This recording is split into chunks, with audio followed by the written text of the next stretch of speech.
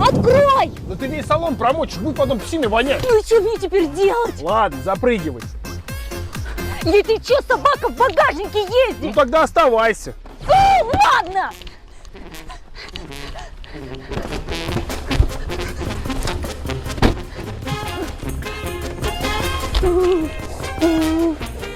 Уселась. Уселась! Ну тогда погнали. Печку потеплее включи, а то здесь как в морге.